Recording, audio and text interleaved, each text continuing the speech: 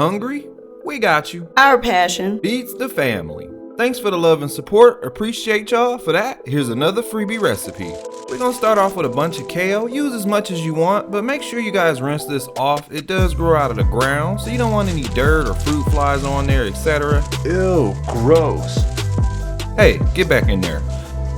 So we're gonna go ahead and take some cold water. You just wanna rinse this off in a colander. You don't need to do much. Go ahead and just toss it around. Get some clean cold water on each piece.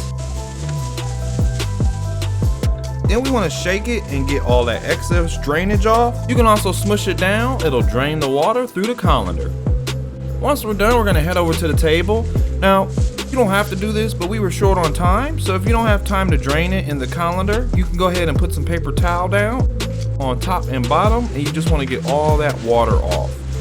Slightly press on the top and it'll get all that excess water off. And don't waste this paper towel. Use it for a stain on the floor or something you spilled in the laundry room. Next, we'll grab our clear mixing bowl.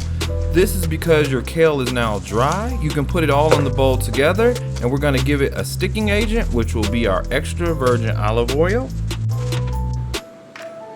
We're gonna go ahead and use just 1 tablespoon of extra virgin olive oil. Now, here comes the best part. We all know kale is bland. Aw, boo. Most important, folks, we've got our spices. Now, we're not gonna name them all. You guys know us. You can either head to the website, bntsrecipes.com, to see the full recipe card, or we're gonna start putting in the details of the comments just so you can get a quick peek of the spice ingredients. We've gone ahead and we've sprinkled our oil and our seasonings all over. You don't want it in just one spot. Take your hands and mix everything up because you want some spice on each piece. Like what you see? Share, subscribe, and check out our channel for endless eats. Let's go ahead as we've got our bowl now. We'll grab our pan, preheat your oven to 300 degrees Fahrenheit.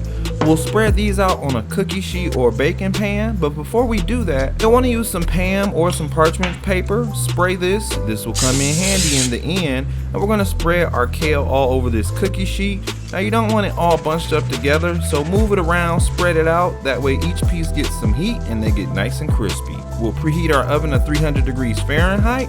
Let's go ahead and throw these in the oven. We've cooked these for about 10 or 12 minutes, flipped them, and then cooked it for another 10 or 12, so about 25 minutes total in your oven. They'll come out like this, and there's the point of that Pam. As you can see, they all easily slide. And let's go ahead and tear one apart. It's nice and crispy. Now normally we throw these in a bowl and just eat them because they're nice and spicy, but come on y'all, let's make it taste a little bit better. We like to also drizzle a little bit of Chick-fil-A's Polynesian sauce on there, or some Subway sweet onion sauce, just a little, or if you like it spicy, go ahead and add a little red hot on there as well. It's all good, and guess what? You're still eating healthier. Try them out. If you like them or love them, let us know. And don't forget to share. Enjoy, and as always, thanks for cooking with BNT.